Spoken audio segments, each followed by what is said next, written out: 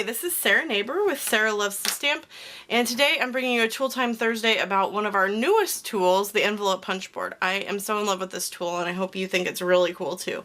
Anyway, I made this card for our As You See It challenge number 3, and again, I'll put the address right above, right in the top left corner for you guys. So if you're interested in checking out the challenges there, you can. This one was a sketch challenge, and so I used that to make this card. And I could just put it in a white envelope. That would be fine. There's nothing wrong with that. But I thought, oh, we got this envelope punch board in now. It would be so fun to make a card or an envelope that matched it. So I'm going to go ahead and set the card aside, and let's go ahead and work with this. I'll show you what I've done so far. Alright, this is the envelope punch board by Stampin' Up. And I am so excited about this tool. I just think it's really neat. It makes 66 different sizes of envelopes. So super cool. I also have an alternate use for it that's really neat too. So I'll be bringing you a video on that very soon. So what you do is you can see there's 3 like groups of this here, and I think it's just because it fits on here. But each group has 3 columns, and they're the same in all of them.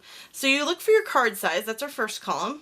So my card size is 4 1/4 by 5 1/2, which is right here. I know you're not going to be able to see it. And then my paper size that coordinates is 8 by 8. And then it says my score line is 3 1/2. Okay, so I've already cut my paper to 8 by 8. So I'm going to go ahead and put it in at 3 1/2. Oh, you know what? I made a mistake. I filmed this video already, and you should grab your tool out of the edge before you put your paper on and punch. So it just stores neatly on the side there. I love that. I don't lose it. Very handy. So I'm going to put it in at 3 1/2, and you can see the measurements go out here to the left. So there's 3, there's a half, and you may not be able really to see that either, but at least you'll know what I'm talking about.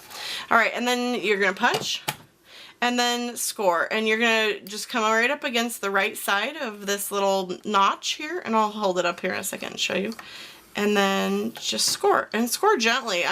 Like on my last one I made, it's just DSP, but I scored so hard that I kind of like, not tore through the paper, but I definitely made it have a little weirdness. Okay, and then you don't have to measure anything after that. You just line up this little line here. People call this like a thought bubble because that's what it looks like. And so it's the tail of the thought bubble. You want to line that up with the score line you just made.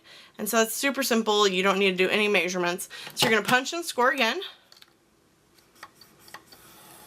Okay, then you're going to turn it again, and you have to turn it counterclockwise, because if you turn it the other way, like, check that out. If I would have turned it this way, well, I have nothing to go from, right? So you have to go the other direction. Woo! We're getting dizzy yet. Alright, and so I'm going to line up the tail of the thought bubble thing again, and punch, and score. Oops. Oh, geez Louise. I'm like dropping things all over the place here. Okay, and then again, turn, line it up, punch, and score. Oh, another great thing about this tool is it does tell you how to do it. Select card size, trim paper to correct paper size, align left edge to score line measurement. That's this part. Punch and score, rotate paper 90 degrees counterclockwise, you know, and then it keeps going through it. Alright, so there we are. It's all scored and ready to go for you. I am going to put the tool back in the side. Oh, you know what? No, I'm going to use it to score. Ha! Okay, I am going to use, or not to score. Alright, to use it as a bone folder. Okay, I'm going to put it on the other side. This is the reverse punch, and it tells you that right there. It's just a corner rounder.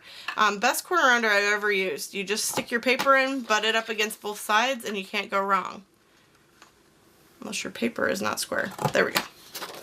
I thought for a second, ooh, maybe I cut my paper out of square. There we are. Okay, so there's that. I'm going to set the envelope punch board aside because I'm done with it. There are my punches. And you don't have to round all 4 corners. The only reason I did it is because then you don't have to remember which ones you do or don't want to line up. Okay, so I'm just going to use the back side of this for a bone folder. I'm going to fold in the 2 short ends. Now remember, it's your envelope, so you can do it either way. So you could have it open like this way if you wanted, you know? You could fold in the sides first, or the long pieces first, and have it open the other way, which would be kind of fun. Okay.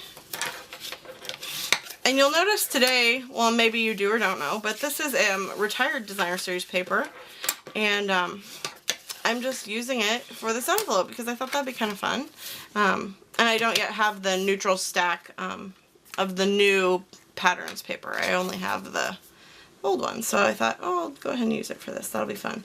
I'm going to go ahead and put some multi-purpose liquid glue. It's my favorite on here. And you don't want to put it like farther. Do you see I'm not putting it up here? Because that would glue it to the inside of the envelope, and you certainly don't want that to happen. If you have that, then your envelope won't come out of the, or your card won't come out of the envelope, rather.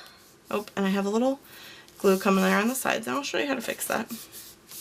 Okay, oh, and on that side too. Nice. And it's easiest to wait for it to dry, and then this is the adhesive eraser, and I'll put the link up there, not the link, but the item number for this. I love the adhesive eraser. I use it all the time. It's really great. And it's like the cheapest thing in our catalog. It's fantastic. So I'm going to go ahead and put this back on the side so I don't lose it, because that would be exactly something I would do.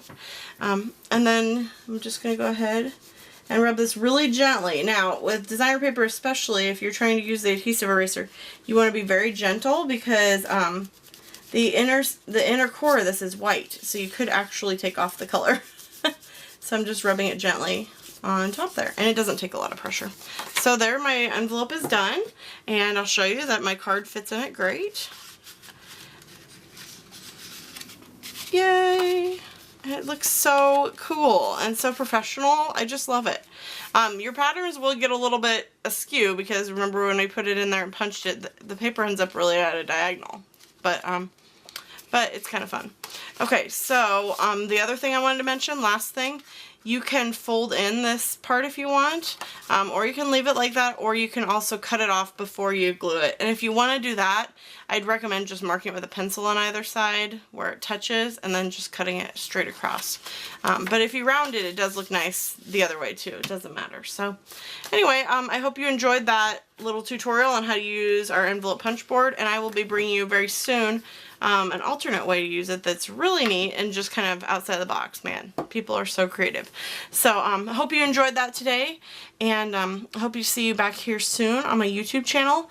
Head on over to my blog at www.sarahlovestostamp.com and sign up for my mailing list. It'll be over to the right, or it'll pop up for you. And I have my 12 Days of Christmas coming up here pretty soon, so you definitely want to get on my mailing list, so you'll be getting that every week. It's fun Christmas inspiration. So you all take care until I talk to you next, and thanks so much for watching today. Have a great day. Bye.